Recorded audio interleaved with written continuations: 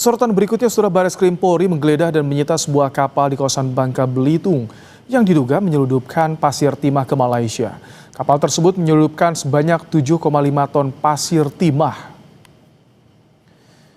Ini merupakan pengembangan dari upaya penyelundupan yang sebelumnya juga digagalkan otoritas Malaysia pada Oktober tahun lalu. Setidaknya 11 WNI ditangkap pada saat itu.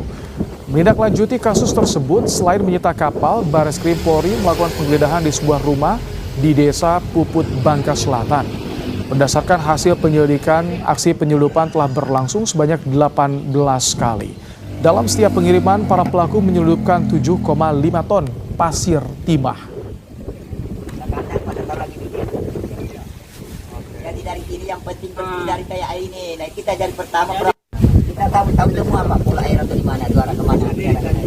Demikian, ini alat angkut digunakan untuk mengangkut dari darat, kemudian ke tengah dipindah ke kapal yang lain yang sudah disiapkan untuk diselundupkan ke Malaysia. Menurut pengakuan mereka, ini udah berlangsung lama belum mereka begini? Kalau sesuai catatan kami dan di komunikasi mereka kurang lebih sudah 18 kali. Ada pelaku-pelaku lain yang masih dalam pengejaran kami di wilayah Bangka Belitung. Kalau setiap kali bawa berapa banyak mereka? Kurang lebih 7,5 ton. Untuk membahas soal penyeludupan pasir timah ke Malaysia, saat ini kami sudah bersama dengan Direktur Tindak Pidana Tertentu Bareskrim Polri, Brigjen Irhamni. Selamat malam, Pak Dir. Selamat malam, Mas Ibrahim. Baik, Pak Dir, ini kan berawal dari penegakan hukum di wilayah Malaysia. Nah, untuk yang Bareskrim tangani dari penyitaan kapal dan juga penggeledahan rumah, temuan apa saja yang didapat, Pak Dir? Baik, terima kasih Mas Ibrahim. Jadi kami melakukan tindak lanjut proses penyidikan sebagai pengembangan atas perkara yang kami tanganin, perkara penyelundupan pasir timah ke Malaysia. Yang mana ini diawalin adanya warga negara Indonesia melakukan penyelundupan pasir timah ke Malaysia melalui Pahang. Oleh sebab itu kami bekerja sama dengan Divisi Hubungan Internasional Polri, kemudian kami bekerja sama dengan Kementerian Luar Negeri, Pilihan Konjen Johor. Kami bisa memulangkan 11 warga negara kita, yang mana mereka telah mendapatkan sanksi secara hukum Malaysia. Kemudian kami bawa ke Indonesia untuk mempertanggungjawabkan perbuatan pidananya terkait dengan membawa secara ilegal ataupun melakukan penambangan ilegal di wilayah Bangka Belitung. Kemudian kami temukan beberapa aktor ataupun pelaku yang mana warga negara Indonesia ini berhubungan langsung dengan rekan-rekan atau teman-temannya yang ada di Bangka Belitung, sehingga kami temukan di mana lokasi mereka melakukan penyelundupan hasil tindak pidana ataupun hasil penambangan ilegal yang ada di Bangka wilayah, terutama wilayah Bangka Selatan. Demikian. Diduga berapa orang yang terlibat, Pak Dir? Tadi kan 11 yang sudah mendapatkan hukuman di Malaysia dibawa ke Indonesia. Sisanya yang masih DPO?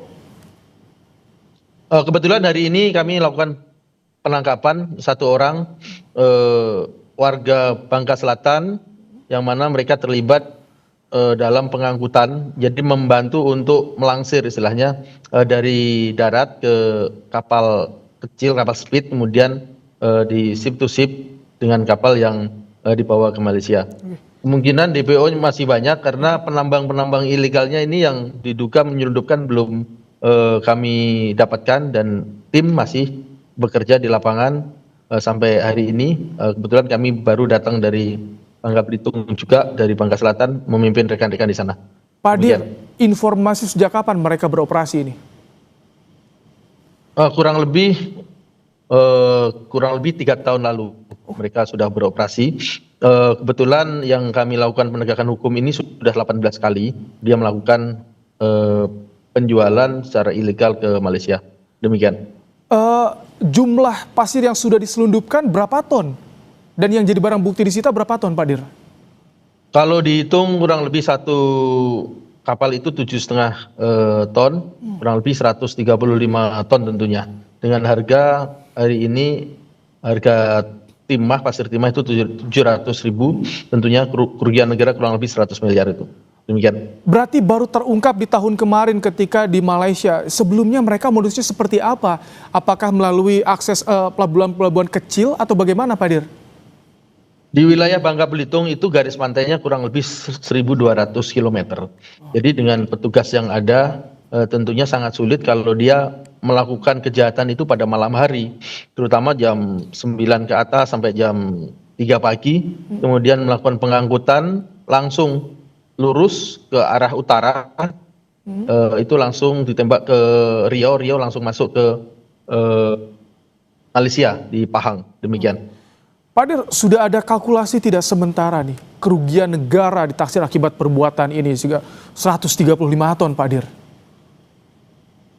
Kalau berbicara data sesuai dengan data yang dikeluarkan oleh Asosiasi Ekspor Timah Indonesia itu 12.000 ton per tahun, jadi kerugian kurang lebih 22 triliun. Ini secara resmi dari rilis dari rekan-rekan IT. Tetapi yang kami lakukan pengungkapan itu 18 kali, mereka melakukan kali 7,5 ton, kemudian dikalikan harganya aja kurang lebih 700.000. Demikian. Dengan besarnya kerugian, potensi kerugian negara, ancaman bagi para pelaku yang nekat seperti ini bagaimana, Pak Dir?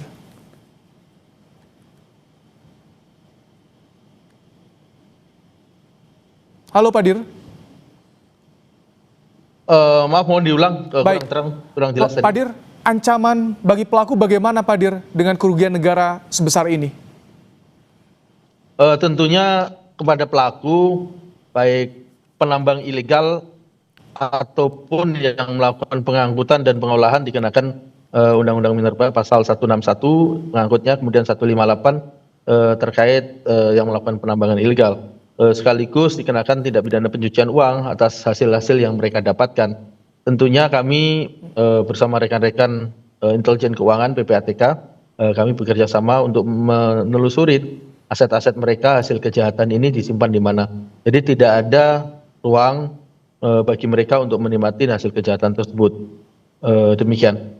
Baik, terima kasih Direktur Tindak Pidana Tertentu Bareskrim Polri Brigjen Irhamni telah bergabung di program Kompas Malam hari ini.